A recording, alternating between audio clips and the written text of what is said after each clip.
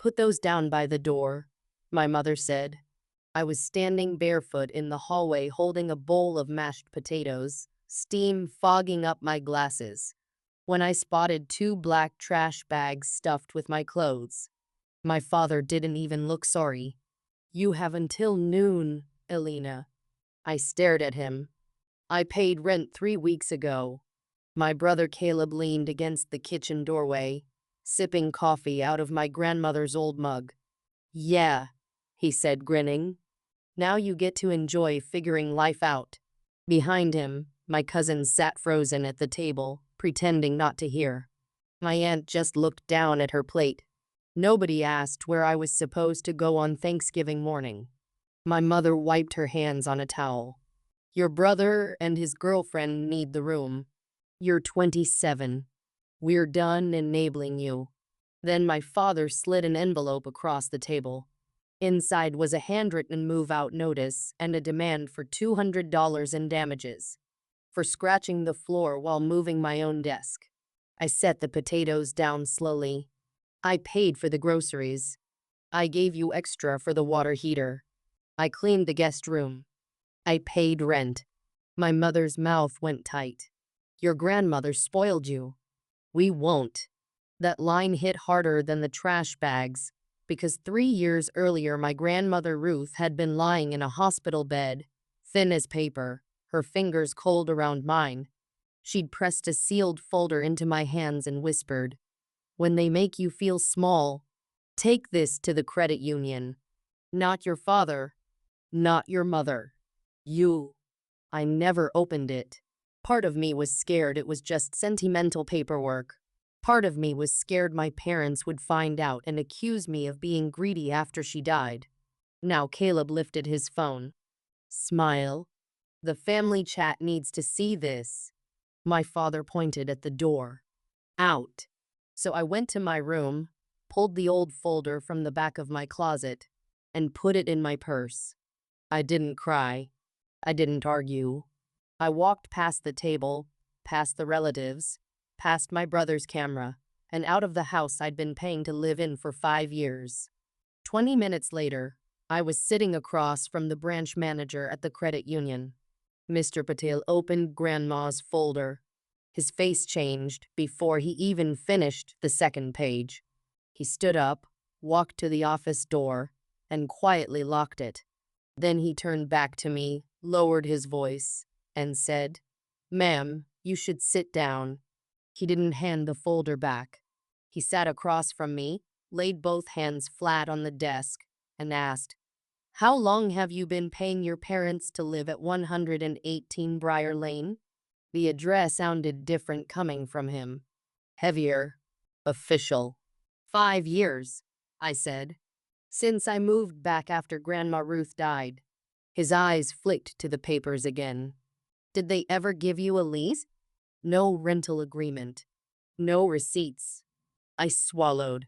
Text messages, bank transfers, sometimes cash.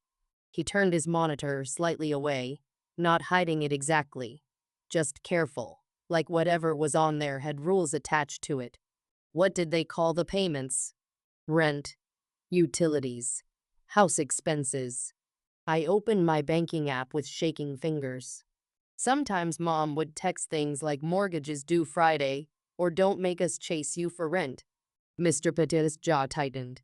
I scrolled back through years of transfers. 600 here, 700 when the pipes froze, 400 extra when Dad said the water heater nearly wiped them out. One was labeled Mom Mortgage Help. He stared at that one a long second, then said carefully, "Miss Marlowe, there hasn't been a mortgage on that property in years." The room seemed to tilt. I gripped my phone. That's not possible. They said Grandma left debts. They said the house was expensive to keep up. He didn't answer directly. Instead, he asked, "Did your parents ever keep you from seeing mail related to the property?" A memory hit me so hard I almost talked over him.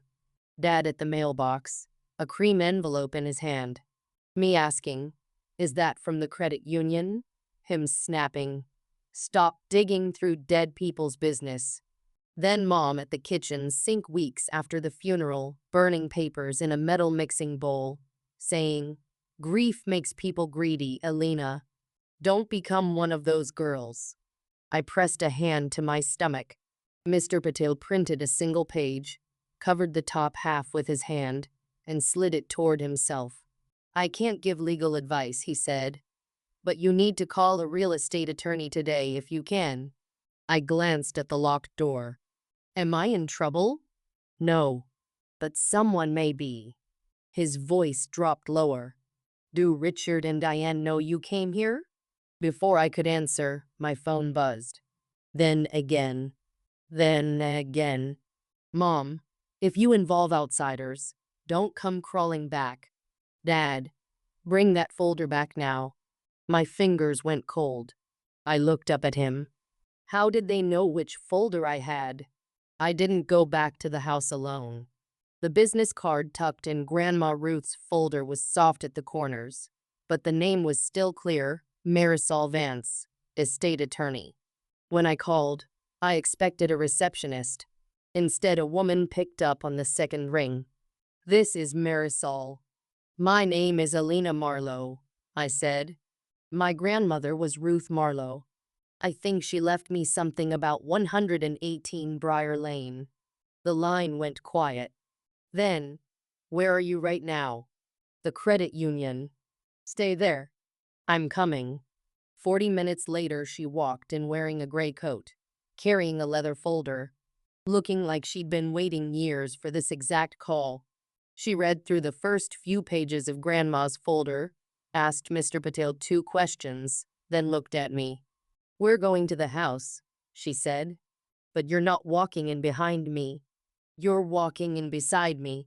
By the time we reached Briar Lane, Thanksgiving dinner was in full swing. Cars packed the driveway. Through the front window, I could see Caleb at the head of the table, laughing, plate piled high. My father was carving the turkey. My mother was topping off glasses like nothing had happened. Marisol rang the bell. My mother opened the door, and the smile dropped right off her face. "Elina, I told you not to make a scene." Marisol stepped forward. "Mrs. Marlowe, I'm Marisol Vance." I represented Ruth Marlowe. The dining room went dead silent. My father appeared behind her, knife still in hand from the turkey. "This is private family business." Caleb snorted from the table. "She brought a lawyer because she got kicked out of Mommy and Daddy's house." Marisol looked past him, then back at my parents. "Who told you this was your home?" Nobody moved. My father's grip tightened on the knife. "Excuse me?" Marisol's voice stayed level. "Ruth Marlowe left protected instructions involving 118 Briar Lane. Elina was named in documents you were legally required to preserve." Aunt Linda pushed back her chair. "Diane, is this why Ruth stopped speaking to Richard before she died?" My mother's face went red. "Oh, don't start," she snapped. Ruth was confused. "Elina's using a dead woman for attention." Dad reached for the folder in my hands. Marisol cut through the room. "Touch those documents again, Mr. Marlowe, and we'll discuss evidence preservation in front of everyone." His hand froze mid-air. Caleb's girlfriend stood slowly, one hand on her stomach. "Caleb, did you know about this?" He looked at his plate. That was answer enough. Then Dad turned to the whole room, voice loud and ugly.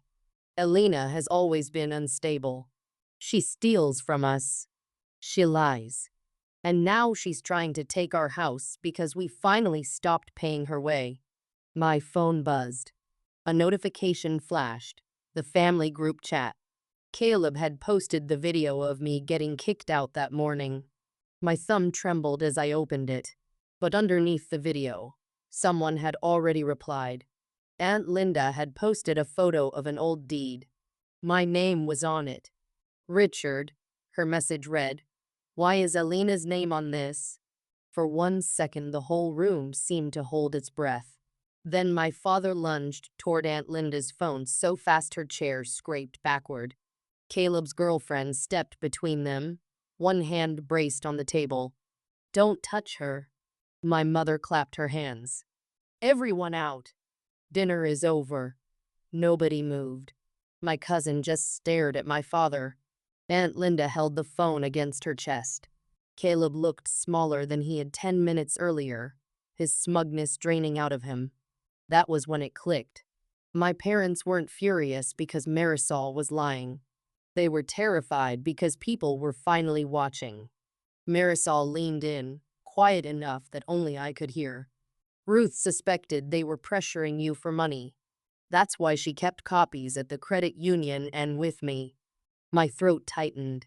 "Those letters Dad pulled from the mailbox. Probably annual trust notices," she said. "Maybe more." Dad pointed at us. "Get out of my house." Marisol looked straight at him.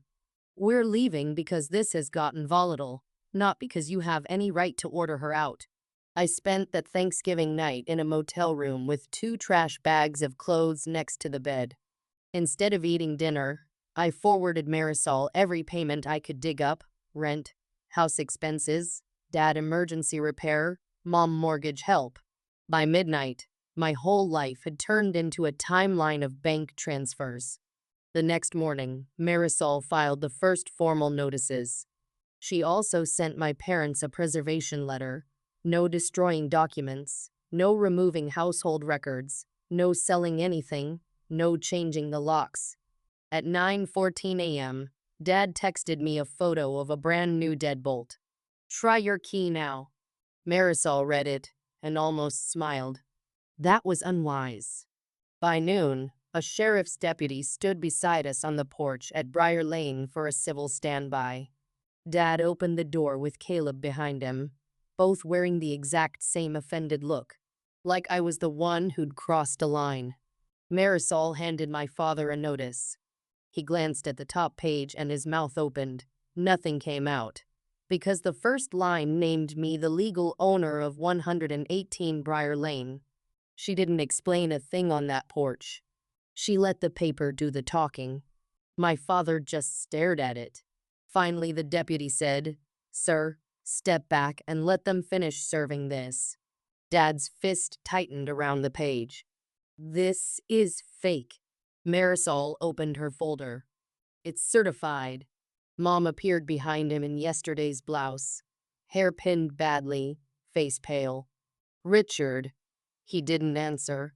Caleb grabbed the notice out of his hands, read the first line, and looked at me like I'd somehow tricked the ink onto the page. "Owner," he said. "What does that mean?" "It means," Marisol said, "Elina Marlowe is the legal owner of 118 Briar Lane." The full story came out that afternoon in Marisol's office. Grandma Ruth had bought the house decades earlier. My parents moved in after a financial disaster, and she let them stay because she believed family deserved a place to land. But they never owned it. Not really. When she saw how they treated me after I moved back, taking my money, favoring Caleb, making me feel like a guest in my own family, she rewrote her estate plan. The house went into a trust. I was named the sole beneficiary after her death. Copies of the deed history, the trust instructions, all of it, sat with the credit union and with Marisol. My parents had been notified when Grandma died. They knew. They hid the letters. They told me the house was theirs. They made me pay rent on a home my grandmother had already secured for me. I sat at that conference table staring at my own name on the deed until the letters blurred together. Then I laughed. Once. Not because anything was funny, but because the people who'd called me a burden had been living under my roof, eating food I bought, using repairs I paid for, and charging me rent for the privilege of sleeping in a room that already legally belonged to me. Marisol slid a box of tissues toward me. I didn't need one. "What happens now?" I asked. "Now," she said, "we demand possession and a full accounting." My parents fought it at first. Dad claimed family rights. Mom called relatives crying that I was throwing my own parents onto the street. But Aunt Linda posted 2 things in the family chat: the old deed with my name on it, and Caleb's video of me being kicked out that morning.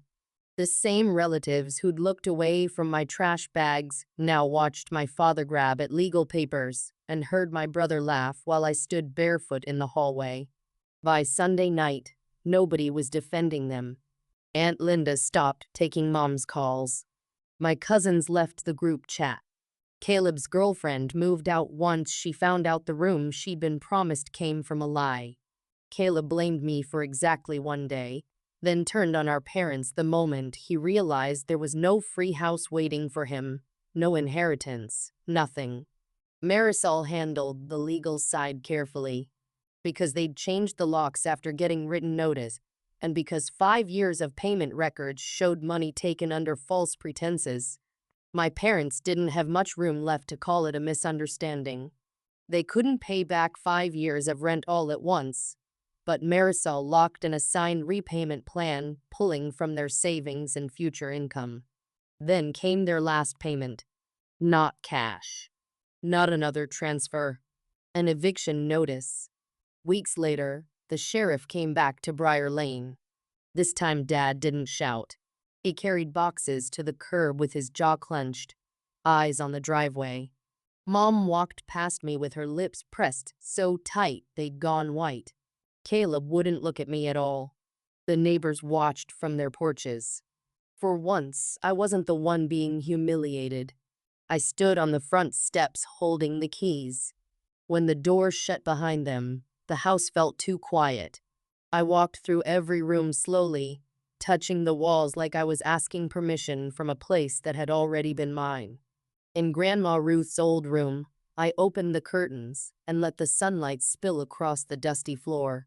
I kept the dining table but replaced every chair. The room they'd promised Caleb became my office.